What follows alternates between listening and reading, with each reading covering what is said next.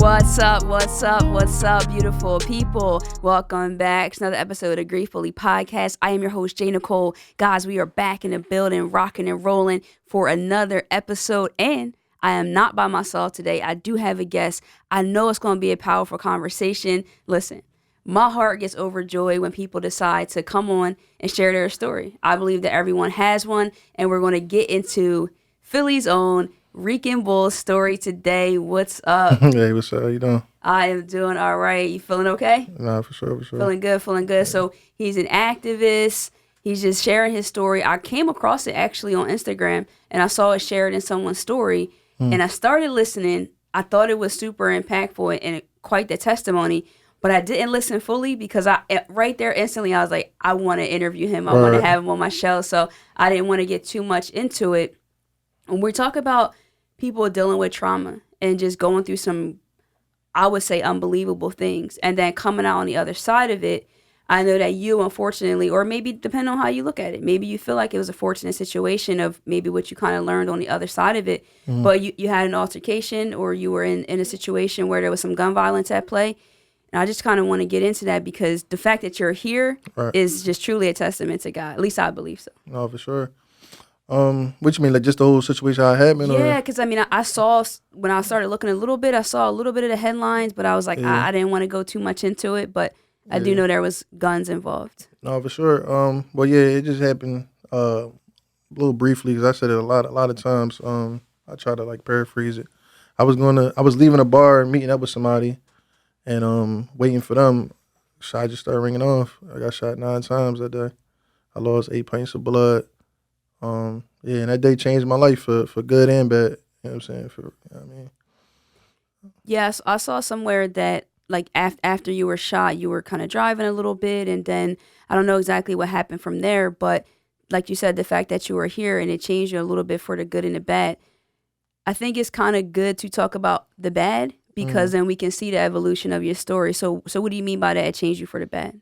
It changed for the bad just physically. Like I wasn't physically able to do the things I was doing before. I was in a wheelchair for probably 12 months of that. I had a colostomy bag or something. I don't know, everybody know about it. Something you go to the bathroom through your stomach. I had that for about 9 months. I was on bed rest in and out of the wheelchair probably for about 12 months. But I was in the hospital for like about the same time too. So me going through that trauma, my stomach being open, my whole everything, like I couldn't move how I used to. It was emotional. And losing my friends, my close friends in that situation I was in, like it was hard. Like, you know what I'm saying? The hospital missing around that time, I was celebrating holidays and stuff like that. Couldn't see none of my friends. The people that I thought that was rocking for me wasn't coming to the hospital. People that I was like, he's a weirdo type boy because I had that ignorance in me. They was the type of people that was coming to the hospital for me. And that made me look at life different, just the whole perception of life. Like, and look at people too, like, so. No, that's definitely deep there. In those 12 months or in that time frame when you were in the hospital, in the wheelchair, facing all that, was there moments where you just definitely wanted to give up and not keep fighting? Yeah, I ain't gonna lie, because it was painful. Like it's about waking up in the middle of the night, muscle spasms, like just not knowing what tomorrow's gonna bring. Even thinking I was dead because I woke up and didn't know what it was. I just knew I got shot before I went to the hospital because I remember everything going into the hospital. I just remember waking up handcuffed because I had like tubes in my throat and stuff like that. And usually when people wake up, they pull. I think I heard Beanie Siegel said something about where he woke up, he pulled the tubes out, and that's how he had lung collapse. So they had me handcuffed, and that's the only thing I remember, just waking up. Well, I was going to ask, so they had you handcuffed so that you wouldn't pull the tubes out. I was going It's like a restraint, like not like a police handle. Yeah. So you got shot 9 times and woke up with handcuffs on you. Would be a crazy situation. Like, for sure. What is going on? And that's the first thing I seen. My mom was like, "No, you good?" Like, but I didn't know. Like, I'm just like, "Dag," like, because that's the last thing I remember with me losing all the blood and all that stuff. Like, I'm handcuffed now. Like, what did I do? Like, you know what I'm saying? That's what's going through my mind. Yeah, that's definitely something there. And so when you talk about friends and losing your friends, do you mean that they actually were in something where they died, or just mean like just the relationships? They was getting killed. They was getting killed. I'm talking about like back to back to back. I'm literally woke up like 3 days later. One of my friends, Tevis, they said, "Sorry for you." I see my Instagram like, "Dad, sorry for your loss." I'm like, "Dad, sorry for my loss." Yeah, he got killed. I'm like, "Dad." And then like a couple days later, matter of fact, the first person I talked to, my friend, his name was Tay Buckets. When I woke up and I FaceTime, he smiling and everything. A few months later, he died. Like, you know what I'm saying? So it's just like everybody dying in the hospital, me going through this. I can't do nothing. I feel like I'm out there. I could make a change or something. Like, but I'm just in a messed up situation. Like, Did you ever have survivor's guilt? Like, meaning the fact that your friends were killed and they didn't make it, but you were able to get through 9 shots in the hospital and everything you had to go through from there, or did you just consider it a blessing? yeah, I consider it a blessing, but no, other people did. Like, it's crazy because this lady, my cousin's mother-in-law, she was like, "Dad, how he get shot and he lived, but my mechanic gets shot one time and died." Like, I'm like, it's not my fault I live. Like, why are you mad at me because I'm living? Like, you know what I'm saying? Yeah, that's deep. Yeah, I didn't understand that, and I always used to like, and then like people like, because when I came out of the hospital, it was a whole different life for me. Like, I just changed, snapped. I was worrying about my credit. I was worrying about buying houses. I was worrying about like good stuff, like stuff that I wasn't doing before. I don't know what it was. So everybody was just thinking like their perception of me was different. Like, dang, he Hollywood, he this and that. I'm like, dang, like you just seen what I went through. Like, why are you worrying about why I got this, why I got that? Like the materialistic stuff. That's definitely interesting that someone could go through definitely a near death experience, and then you could be wondering or questioning like why they changed. I mean, Right. that's going to change you one way or another. sure. You could have came out and maybe they would have been happier with the fact that you were like angry or started trying to retaliate or anything No, like for that. sure. Did you have like that anger in you or? Yeah, I did. But then it's like the stuff I used to do to people, like I was like, dag, this is what I've been doing to people for a very long time. Like I ain't trying to really expose everything that I was doing, but I was really deep in. You know what I mean? And the way it happened, it was just like, how'd it happen like this in this neighborhood where I'm from, a crazy rough neighborhood. You know what I'm saying? So yeah, for sure. So growing up, did you ever? You said that you were partaked in certain things, but did you ever foresee that this could happen to you? Like, did you see this happen in any other scenario? Anybody else close to you? Like I said, you lost some friends when you were in the hospital, but just like growing up in that neighborhood, like dang, one day I really Yeah, I lost my brother to gun violence. I lost 2 brothers. Yeah, I lost my brother. But I still ain't never think it would be like that. Like, I had this crazy perception in my mind that where if I jump off a bridge or something, I'm gonna live. I ain't gonna break my legs. And if somebody else do it, they gonna die. Like, I don't know why I thought like that, but that's just the power that I withheld around that time in the streets. Anybody that knew me know, like, I hold, a certain type of power in the streets. So that's just how, I don't know why I felt like that. Like, it was weird. No, I think it makes sense. I think a lot of people do have that, even on a smaller scale, just like that can't happen to me Right. until it happens to you. And I think, For sure. especially when we talk about grief and loss and all of that, there's people who I met there, they're like, hey, I've never experienced a complicated loss. Nobody close to me has died before. And I think you kind of move through life and you never experience that kind of heartache and pain. But then when you do, it's like, okay, I get it. sure. Just like you said, like Yeah. you might have been partaking in certain things and the tables were turned. And then it's like, Like, now I this would have kind been of going the see. whole time. Yeah. Exactly, Yeah. exactly. But what I think is beautiful about it, and we talk about you being a community activist and somebody that's willing to come on a podcast and, share your story and different things like that, is that even when we're faced with those difficulties, we do have a choice to turn it around. Was your turnaround like immediately following the hospital, or you just were like, No, I got to do better because I'm. Yeah, and it wasn't. I wouldn't say immediately, but it was like a transition. Like it was like one step after another. But I still had a lot of. I think my mom was more mad than me. To be honest with you, like Mad about the shooting? yeah, she was more mad about it than me. Like, and that's crazy. Like, cause I woke up seeing her crying, seeing her going through what she was going through. Like that made me mad. Like, you know what I'm saying? Like y'all put my family through this. Like forget me. Like I already knew what come with this. Like, but seeing my mom and them like that it made me angry. Like, you know what I'm saying? Definitely. So how does your mom look at you now? She looked at me like a hero. Like, real right. Like, but I went through a lot in that joint. Like, you know what I'm saying? Like, it wasn't no just 1, 2. You know what I mean? But I ain't never show nobody that. You know what I'm saying? Like, Never showed anybody like the rehabilitation process? yeah, I showed people that, but I'm just like the down. Like, you know what I'm saying? Like, me actually, like, in that joint hurting every day. Like, having to get up out in the wheelchair. Like, that was a hard transition. Like, imagine you walking for the 26 years, and then you gotta learn how to walk again. You gotta learn how to do this. You can't go to the bathroom regularly. You got a catheter. You got a colostomy bag. Like that's hard. On top of that, you laying in there like you gotta move, and every time you move, you shot in your back. All that, like you know what I'm saying, like it's a big transition.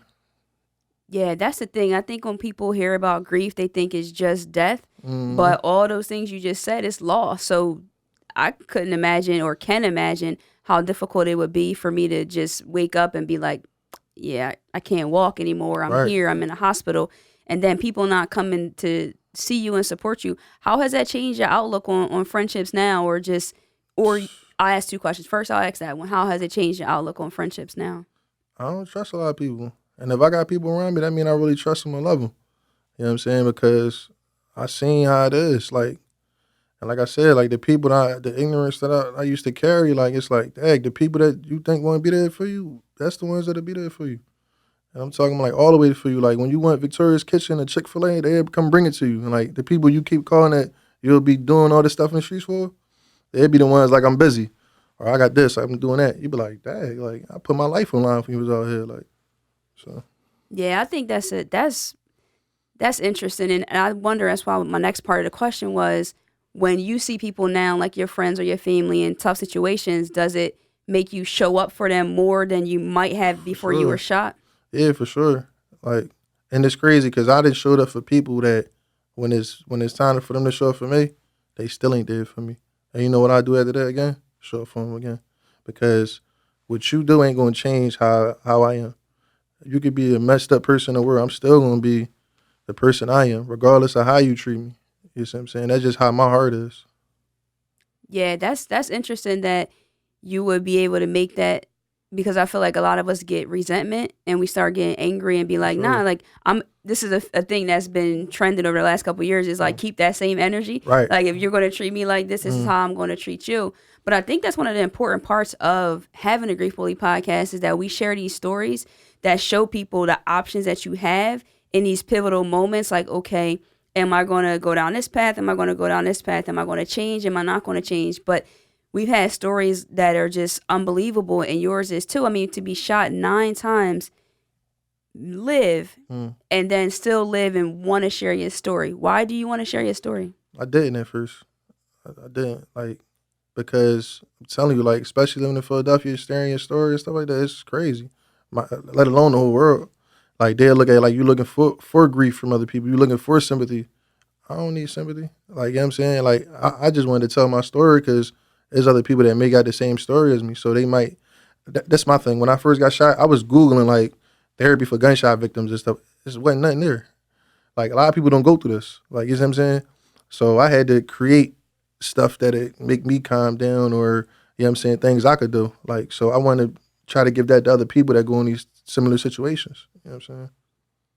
Isn't that a shame that it wasn't a lot for therapy for No, for gun? sure. Because I mean, I feel like that's one of the most common things that In we hear, Philadelphia, especially in Philadelphia, in our yeah. communities, our inner cities, or wherever. Really, it's just a lot of that, and so we don't have it. Mm, And the ironic thing to me too is that for my show, I feel like almost majority of my guests have been men of color, mm, and it's been like the most people are like, "What?" And you just are right. like, "They're really gonna come on here and share their story Mm, about whatever it is." And and I want you to talk to this. One of my male friends, he said that he doesn't really like to talk about his feelings, his experience, whatever, mm. because genuinely in his heart, he feels like no one actually really cares. Cares. Even if I Right. say that I know I care, bro, let's talk Mm, about it. It's like for men of color, you don't mm, care. Like, what do you think about that? I felt kind of like, yeah. no, I do care, Right. but I don't know. It's a chemical balance in your head that tell you that even if you say it and you truly mean it, that's how somebody feel. Cause like I don't know how to answer that. Like be honest with you, cause like I be feeling the same way sometimes. Like man, I don't care. Like you know what I mean, like and it could be my mom. Like seriously, but I feel like I had to go through that alone. Like be honest with you, I really like that's crazy. Like I still to this day I just don't know. It's a shame. It really is a shame because I don't know if it starts at a young age or whenever that whole experience begins, but that we feel like we want our men to be strong. We want them to do all these things, but we're not necessarily, I believe, strengthening them maybe in the areas that are most important, which is For just sure. actually maybe just listening to what they really have to say. I could see how someone could perceive you as strong, but now even stronger because you overcame those circumstances that maybe they are less like he needs my help. It's like, no, Right. you're like super strong, bro. Like you literally look deaf in the eye and you're still good. He's good. Right, exactly. Like, do you get that? Yeah, energy no, from for people? sure. Yeah, I do, and I can understand it the way you broke it down like that. But like, I don't know, superheroes get hurt too. I guess when they home, like, you know what I'm saying? Like, I just got to show you that I'm a superhero when I'm in the streets, but when I'm in the crib and I take the cape and everything off, like, I'm human. And humans bleed too. Yeah, They cry too. for sure. Do you cry? Uh, yeah, yeah. Like I'm like in publicly, like before, man. I don't know. I don't know. Like certain situations that make me cry for, like, you know what I'm saying, like. But then it's like recently, like I ain't really been feeling it. Like, you know what I'm saying, losing my sister to cancer, losing my brothers to gun violence. Like I ain't been feeling. Like it's to the point that I couldn't never go to funerals back then. Now I'm just going to funerals. All right, like this is life. Like it's gonna happen. Like Yeah, like it's like maybe one of those things where once you experience worst case scenarios, like if you've already lived a nightmare or you're losing your family and friends, maybe it's a certain numbness to it. mm, I actually went to a funeral the other day, and this is the first time ever that I got up and left out of a funeral. I've never done that before. When I was young, mm, my grandmother always told me never leave church before mm, the benediction, which is at the end of the service. mm, She just said that and it's just stuck in my head. So I consider a funeral is kind of along those same lines. In our community, in my religion, mm, we do this thing.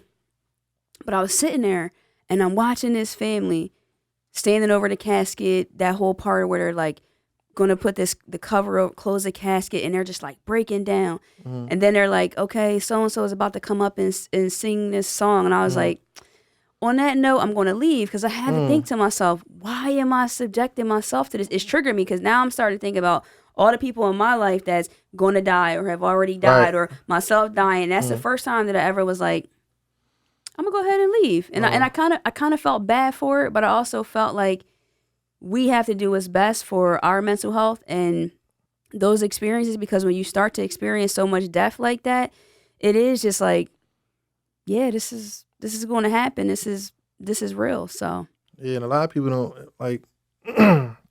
My man told me, he said, like, a lot of people, we don't want to talk about it. Like it's gonna happen. And the Quran, it says every soul should taste death. So it's like it's gonna happen. It's something that's gonna happen. And we don't want to talk about it. We don't want to plan. Everybody worrying about going to Miami and having fun. And then when we talk about it, it's like, you know what I mean, it's mhm, nobody want to be sad. mhm, You know what I'm saying? You think about your family and stuff like that, but God got your family. Yeah, I mean, He's the one who created your family. mhm. So No, that's definitely real, and I think we can talk about it, and maybe we can keep doing things like this where we kind of reframe the setting. So it's we're talking about the fact that this man was shot 9 times and that he lost his brother and lost his sister and lost these people. It's a very real experience and a very real thing. But from those losses, what we do after that is what I find the most encouraging because some people, for me, I used to feel like, man, I can't do this and that because this person died. But then I changed it around and was like, because they died, now that they're gone, mm, I want to live even more to make them proud. I want to do more things to do that versus saying like, I'm just going to give up on life. So I no, for think if sure. we can show that more, maybe it becomes a little less scary. I don't know, but I do Mm, understand people don't want to. I didn't want to launch a podcast in the beginning. I was like, oh, I don't know if people gonna really want to talk about grief, but I was struggling. I started feeling like I was kind of like going out of my mind because my grandmother had passed, mm, and she was like my world, and I'm like, this is like I felt so uncomfortable in my own body that mm. I'm like, no, there has to be other people going through this, and if there's not, then I really Right, need right, help right, right. because So it's something like is not right. therapy for yourself, basically. Yeah. To an extent, but being able to provide a platform where people can come on and share their story and just talk about it. What's one of the biggest things you would say to someone that could be in that dark space where they don't feel like anyone really cares and they're facing something maybe similar, maybe they are a gun violence victim or just facing a tough time? Talk to people, seek help. That was my thing too. Like when you go through them type of situations, people be like, I didn't. Everybody, my mom even said like, "Yo, you changed." Like she used to say jokes, and I'd be like, serious, like you know what I'm saying. Like, and it's something that I would have laughed, me and her, but people change, and I feel like you just gotta really like talk to people and really seek help. Like, you gotta really, we gotta in our community, urban community, we gotta make therapy cool again. You know what I'm saying? Or if it ever was, like, you know what I'm saying? Because it helped. I ain't gonna lie, it did help me to a certain extent, but it got to a point that I couldn't, like, dealing with my sister. So you went to a therapist. Yeah, I went to, like, I was in therapy, like, I'm talking about since young. Like, Oh, since you were young. yeah, Okay. like, but it never worked. So I'm like, Dad, I went through this traumatic situation. I'm going through this and that. But my breaking point was just my sister, like, you know what I'm saying? So, yeah, I did go to therapy. It helped for a little minute. Then it was talking about like certain subjects, and then I was just like, I can't do this, like you know what I'm saying. But I went back again, and it helped. You know what I'm saying. And then I feel like I want to create something because like we was talking about like outreach for people that have been through the same thing like me. I want to do that one day. I mean, if I get enough time, I hope so. God willing, like you know what I'm saying. Yeah, I mean, you kind of are already doing that to an Yeah. extent. I mean, it might not be a formal organization, but just Right. sharing that story. But I think I don't want to miss that point that you went to therapy, you sought the help after losing your sister and going to excuse me, got the help, and then you felt a little bit uncomfortable. Maybe didn't want to go down certain things, but you tried it again, Right. Right. and then that maybe helped you. And I think that's the thing about therapy is that it's from my experience, it's not like I go to therapy and then boom, I feel better. It's really for me, it reframes things. So it allows me and challenges me to look at stuff from a different perspective, whether I agree with the therapist or not. Right. Because Right. sometimes I'm like, nah, that's not it. Right, That's right. not it. No, I don't need to talk to you today. Right. Like, you don't know what you're talking about. And then sometimes it's like, you know what, that was a good point. But pushing us to be uncomfortable and then get out of that. But try again. I say it's kind of like dating too. If Right. you're dating somebody and it's like, okay, I'm not feeling you, you're not feeling me, you're not going to never date again forever. You just True. might be a little bit like this, but the next relationship might help. But it's the same thing with therapy.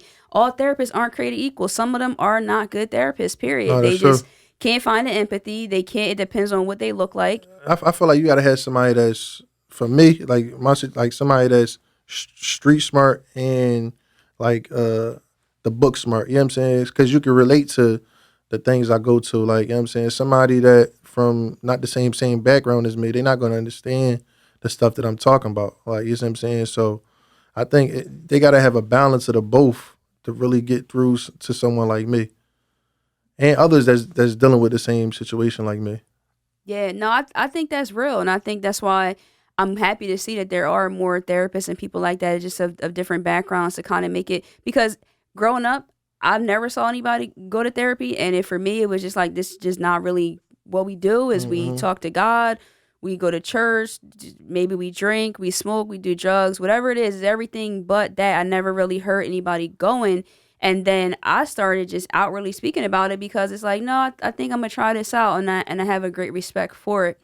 So one of the things that I like to ask our guests here is, if you had to choose a color for your grief, what would it be and why? For my grief, red. That's all I seen. Literally, I'm talking about dealing with that situation.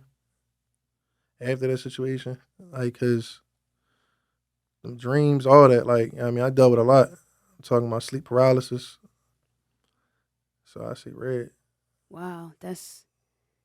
See, I felt that right there. I felt that right there. That was deep. So you didn't experience like the sleep paralysis and all that prior to the trauma, like the shooting experience. It just Mm-mm. it's part of it. And it was an intense sleep paralysis, like something different.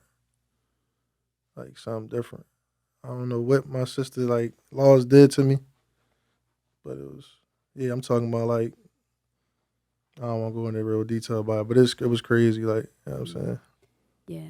So your sister meant. It seems like your sister meant and means a lot to you. Yeah, for sure. Like the fact that she told me, she texted me like, "Yo, I'm a die in like 6 months," and died in 2. You know what I'm saying? Like that changed my whole perspective on life. Like you know what I'm saying. I just was out with her. You know what I'm saying, having a ball. Like you know what I'm saying, and just to get a text like that, It's like, you know what I mean? And then I think when my brother died, yeah, my brother got killed after that. That's a different type of death. Like, but when somebody died from like cancer like that, it's like you can't. It ain't no retaliation for that. It ain't nobody you could see about that. You know what I'm saying? With my brother, it's like whatever happened, it's in the streets. Like as sad as it is, but when it's cancer, it's like that joint hit me different. Like you know what I'm saying? Her son, people still hear it. Like I mean, like imagine your nephew like, where's mommy? Like that joint hard. Yeah, that's a good point. When we can't redirect our anger or even the score or whatever we want to say, you just have to deal with it. And cancer it's a beast, man. It's Yeah. something that I don't know why we can't figure out a way to just like I think it stop it. is, man. I think it's something out there that, but it's money, like chemotherapy and all that, like insurance companies. It's true. You see what they did with pharma, pharmaceutical for what is it? The company is pharma. It's a pharmaceuticals company. Yeah, like that'll tell you everything right there. Like you know what I'm saying, it's money. They getting paid from this welfare and all that. It seems like it's free to you, but somebody's getting paid. You see what I'm saying? And so yeah, it's all about money. Think about Magic Johnson getting HIV. Like, how long have you ever seen somebody live from HIV that long? Like, what that tell you? Yeah, no, I haven't. Come on, it's money. Yeah, it's a lot. It's a lot. I've lost family members. I lost my dad to cancer.